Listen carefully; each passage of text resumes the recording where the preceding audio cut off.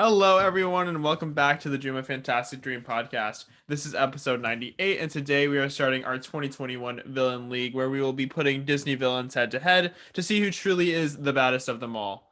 We are your hosts, Skylar Gifford, Armida Flores, Jared Kober, and Troy. So in this, there are four categories: magical mayhem, demons and other dead stuff, monsters and animals, and human disasters. I am super, super excited. There are 33 different Disney villains. We have all picked, I think, 8. So I am super excited to see who wins out of this entire bracket. So starting off, we have Maleficent and Jafar. So please, Armida and Troy, state your case. Sure, this would be so hard because I feel like you and I are both people that are just like, no, you win. No, you win. So this is gonna be hard for us, and that's why the format will have the other two figure out who wins for us, so Troy and I don't have to just Right, yeah. Alrighty. Armida, why don't you start us off? Sure, I will start us off. So I have Jafar for my very first villain. Let me pull up my little notes here real quick. Okay. So I feel like Jafar kind of operates like a snake in his, and not just like in actual battle, but also in the way that he operates in the world. And snakes have this way of like lying in wait and watching you before striking at you at an intense amount until the kill is made. So Jafar is actually like willing to hide his true intentions in order to put himself in a position to get what he wants. Like he aligned himself with the Sultan and he worked his way up to second in command to be perfectly positioned for when he had that lamp, he was able to just go for the kill because he was right there. And once he made the first strike, it literally did not stop until he had gotten his final wish, essentially. Okay. I think that he would easily align himself with Maleficent before betraying her. Interesting. So he played like the long game against her. Yeah, and then once he betrays her, he will not stop.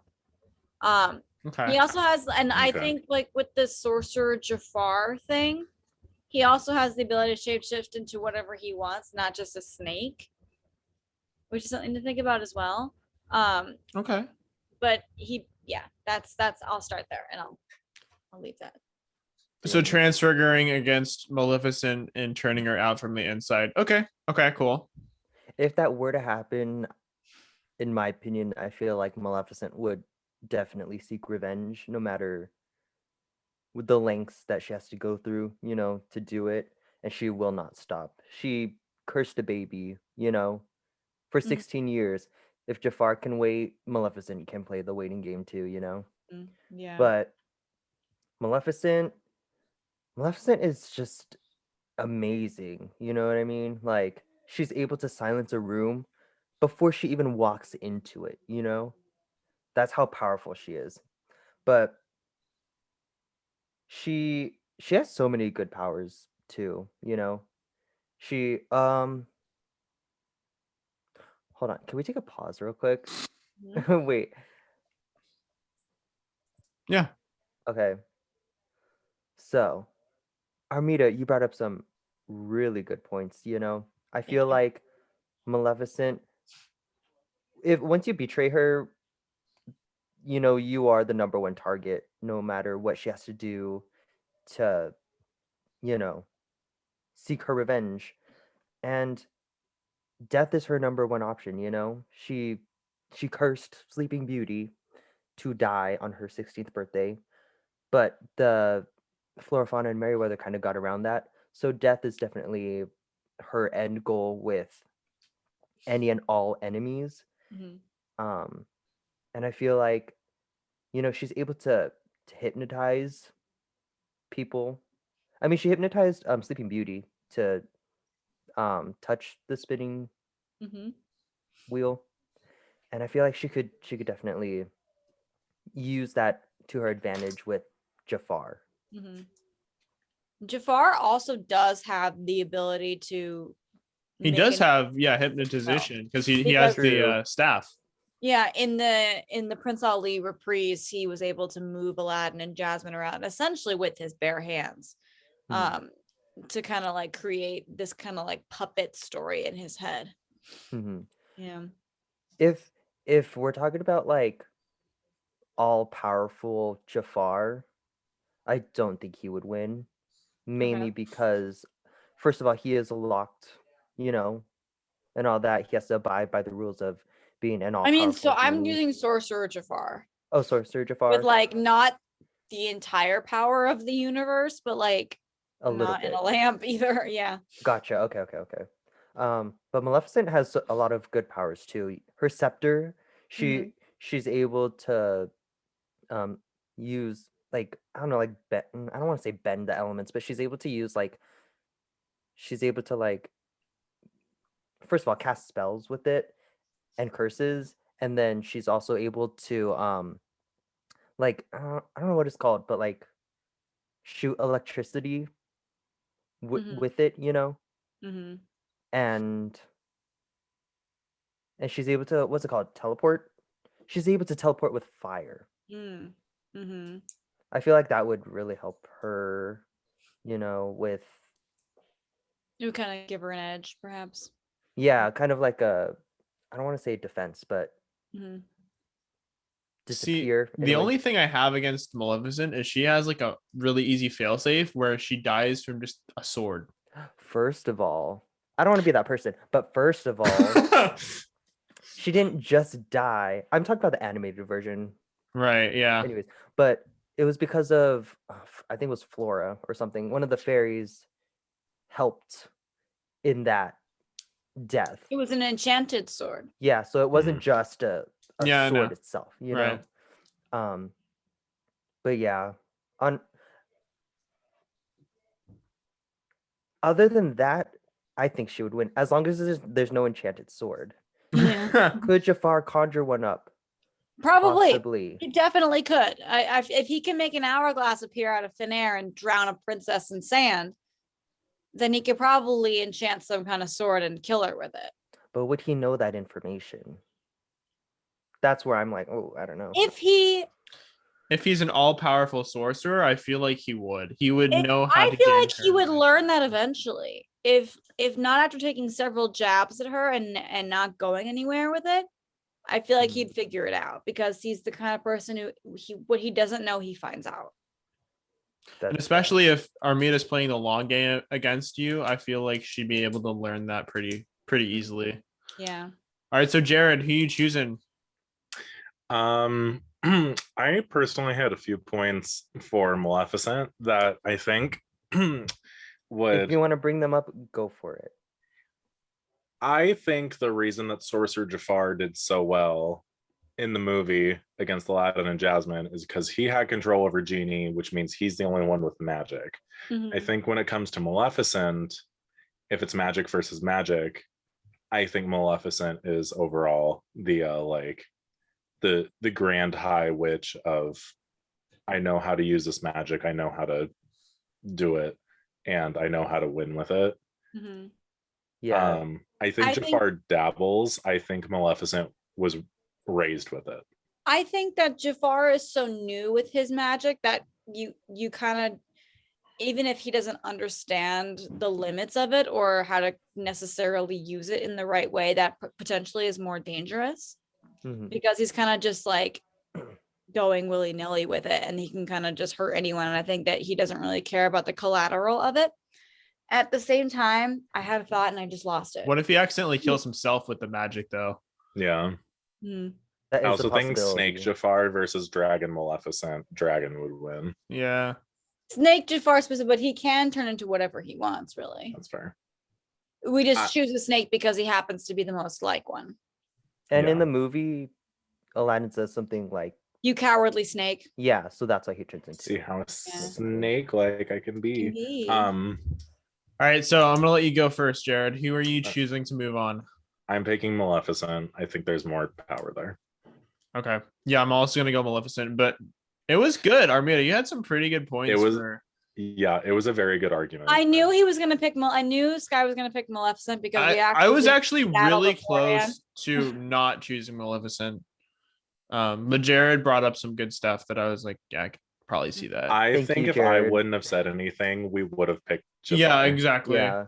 Because if we were going just off of what of what Armida and Troy said, Oh yeah, no, my probably points would were have picked definitely Jafar. super weak. All right, up next is me versus Jared with Ursula and Dr. Facillier. Facillier. Wow. All right, I'm gonna let you go first. Oh, you will? Okay. I'm gonna let you go first. So I feel like this one I took like a lot of time to really think about. So he obviously is a magician, so he knows what Ursula truly desires before they really go in to fight each other. He's already thinking about the game plan, and that's kind of how he operates just in like his normal life against Naveen and against Tiana as well. He uses his magic and the immense power, but he also has all the stuff that he's never actually used before and he's never tried.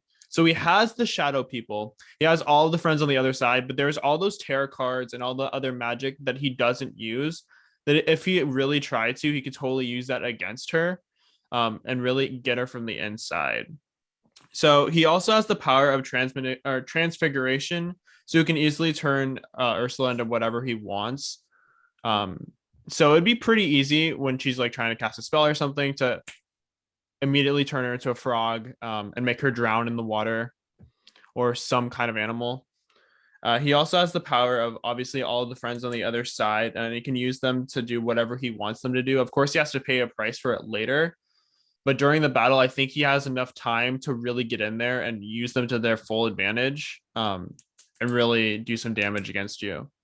And if he wants to, he can use Ursula's deepest wishes and desires against her, and take full advantage of her, and really make her so he is in her debt. So he ends up owing, or she ends up owing him something, to stay alive. And according to BuzzFeed, yes, I did use BuzzFeed for this, he is the third most powerful Disney villain of all time, while Ursula is the fifth. So I'm just gonna put that out there. He is stated to be more powerful than Ursula. So But please, Jared, go for it. Okay. I think I'm gonna play the logic card on this one. Ursula's a sea witch. Ursula was born with these magical abilities. Dr. Facillier only has these abilities because he made a deal with the devil. And at the end of the movie, we see that his freebies, his loans have ran out. So that's only to say how far his abilities and magic would actually be able to go in a battle, because Ursula has unlimited power as long as she can use it. He only has what is being loaned to him. Is that true though? Because he has all that magic that he doesn't use from the friends on the other side. And then he No, already he had does use it. previously. He does, I know. In the film, he does use it to his advantage.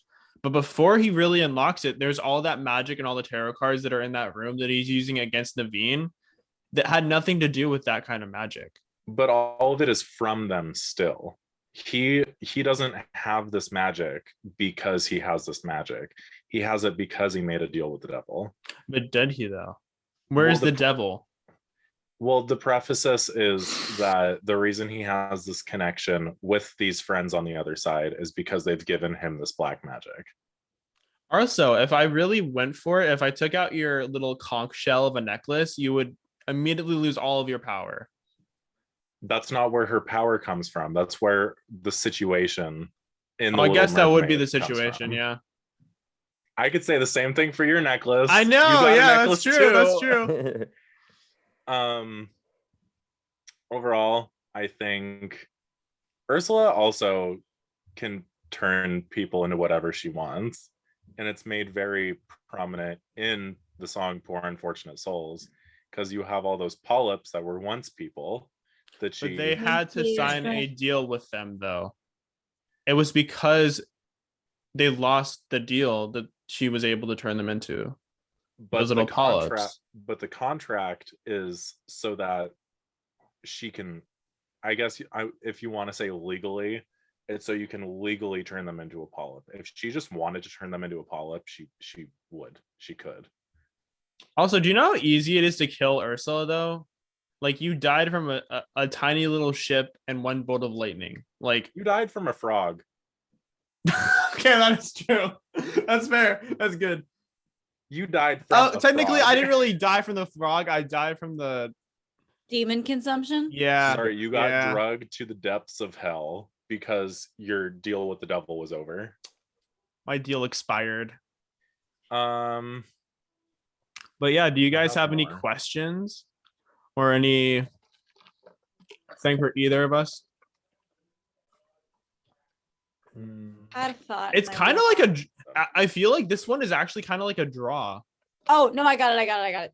I feel like if the argument of like his little tricks that he plays be like as the shadow man that New Orleans knows and loves is true, I don't think parlor tricks are quite enough to defeat Ursula in a battle. I also feel like she's probably bigger in stature than him and has massive tentacles that she could easily just grab him and choke him with. It's true. She could force him into a deal. I Mhm. also very much think that a lot of time spent for Ursula conjuring up spells and stuff, I think it's more for show Mhm. to Yeah. influence people rather than, oh, I actually need this time to do this. It's more so I'm just gonna it's her sales pitch. Yeah. I feel like if I'm in a sales pitch, if I'm like listening to both of their sales pitches, I feel like I'm more inclined to Yeah. go Ursula's because like she promises me personally something that I would be more interested in. And Facillier is just kind of like very vague in a way. Okay. All right, But- Troy. Okay. Well, for Facillier, he like shows you your future if you Mhm. were to choose, you know, his ways and his XYZ and all that.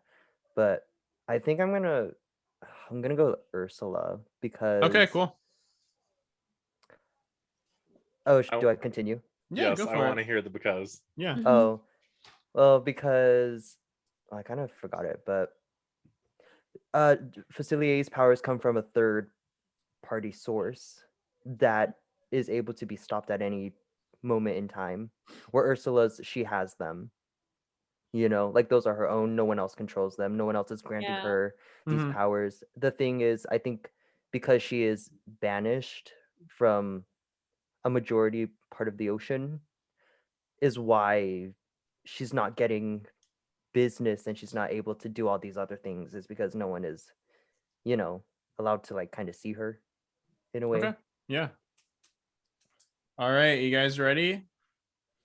Yes. Sure. All right. Yeah. Armida and Jared, Madam Mim and Narissa. Ooh. Go for it, Interesting. Armida. I'm ready. Alrighty, let me look at my little notes here. Okay. So I feel like this is Queen Narissa from Enchanted, by the way, just so we're clear on that. Narissa uses magic on first thought. She doesn't take time to really stew in things that upset her. She just sees something that upsets her and then immediately acts, which I think is a trait of a lot of characters in the animated world, is that they kind of just like think on a whim. They don't really think things through like that. So, and her first thoughts are usually quite violent. I think even in our world and in the animated world that she comes from, like I think her first thoughts are usually quite violent and extreme. Like she is getting a daughter-in-law, so her first thought was throw her into a hellscape essentially. So I think that anything that she thinks of off the top of her head is going to be the extreme. At the same time, like she not only can she herself transport other people to multiple realms, but her magic comes with her into like the quote unquote the real world. Like she's the only villain that I know who can bring magic into the real world. And what else? One more thing. Oh, her power actually matches that of Maleficent, as well as her ability to shapeshift into a dragon. She's kind of a combined power of a lot of the sorcerer villains that we're used to, like Maleficent, the evil queen, to change her appearance to fool anyone that she wants. And she is kind of like this combination of a lot of the villains that we fear the most, and he can kind of use all of our weaknesses against us. So that is my argument for Narissa. Also, she blatantly uses Nathaniel's love for her to get her to do what she wants. I just want to put that out there. Love that. That's fun. My argument for Madam Mim is, in my opinion, I feel like Madam Mim's personality is the most dangerous and overwhelming personality to have, where it's she pretty much pretends to be helpless. She pretends to just be this little garden variety hex who can, wilt flowers and make a broom, but in reality she has an obliviousness to danger, and she can go from 0 to Merlin because her power matches that of Merlin's very quickly. And I think that's what makes her so dangerous, is that I feel like she would play cat and mouse with anyone, and then when the mouse finally fights back, that's when she's like, okay, now I'm mad. So she's like testing her. Yeah, I feel like Narissa would think that Mim was like playing with her, playing with her, and then Narissa would make a very vital move, and then Mim would be like, oh, now I'm pissed. You want to see Now some it's real time for the magic? real game. Yeah. Along with that, she can also shapeshift.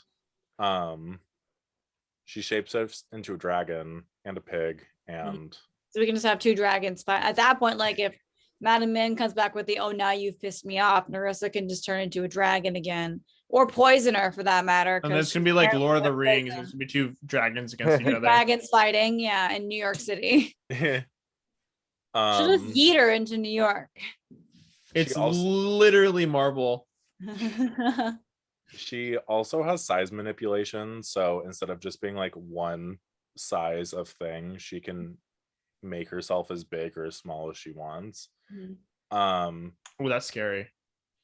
I know. I don't like that. It's also noted that she has like peak human durability, because in the movie, like her skull withstands a large rock crushing it. Like her normal skull, not like in dragon form. Right. So I think she has an upper hand for that. The strength is definitely there. She can handle the damage. Yeah.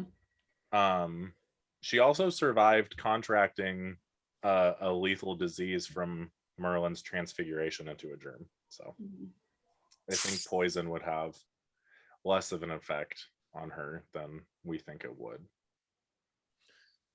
All right, Troy, what are you thinking?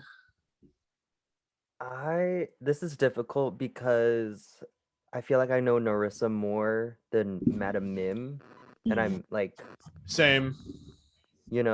But Same. like, so I can maybe because I understand Narissa more, but like Jared is talking about all these other things that make Madam Mim so like great, so it's difficult for me to choose. All I'm thinking about is like this 500-foot dragon like stepping on Narissa and just like ending it right there. I feel like that would be kind of a weakness in a way, because Yeah, it could be. if you're too big, other things, like I'm imagining like a dragon's already Pretty big, assumingly yeah. pretty big. So if she's even bigger than that, her head's gonna be in like, assuming it's not in the animated world and in the real world for I don't know whatever reason, her head's gonna be in like this. I mean, also granted she is a magical being as well, but her head's gonna be in space. Not a lot of people survive Yeah, space. true. Guess it depends how big you get. In space. Yeah. But I think I'm gonna go with Narissa. I feel like she's Really? more- I was gonna go Madam Mim. Wow. Ooh. Fight Wow. it out. Fight. All it right, out. So- Okay. Graham. No. All right. So for all of our ties, I decided to use everyone from Instagram. So we put up a poll to see who they thought would have won. So for this one, it's Narissa. Ooh. I feel like By 1 point. By a point. By 1 point. I'm not joking. That was a dead tie last time that we checked in on that too. So Yeah. that's interesting. this is so difficult. I hate this, but This also I was love really it. hard. This was a hard one. All right. Wondering why So those polls were up. yeah. I wanted to gauge where people were thinking about like all of the different rankings. So for the next one, it's me and Troy. With Yzma and the Evil Queen. So Oh my Troy, God. I'm gonna let you take it away. Entertain us. Okay.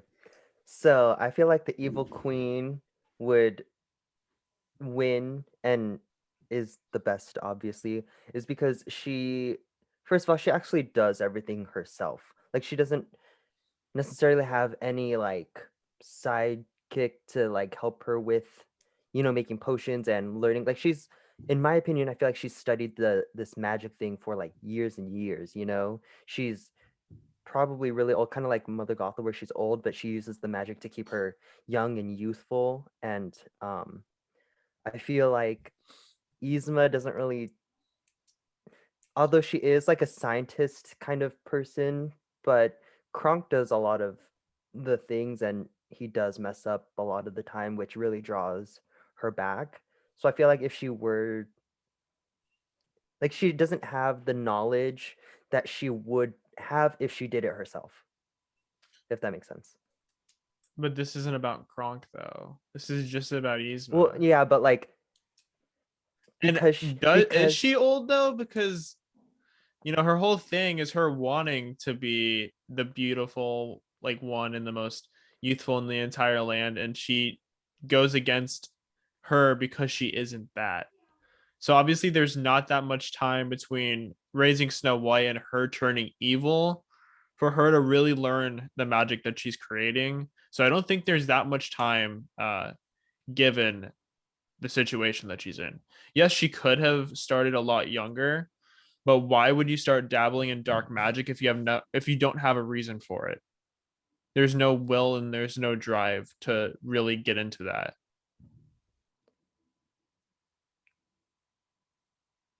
I would like to make a point real quick that in the movie Yzma is supposed to be 22 and it's supposed to be a joke. Wow. Because everyone else is like, because Cusco is supposed to be like 14, 15. So it's a joke that 20-year-olds look old to him. Not a word out of you, Sky. Not a word.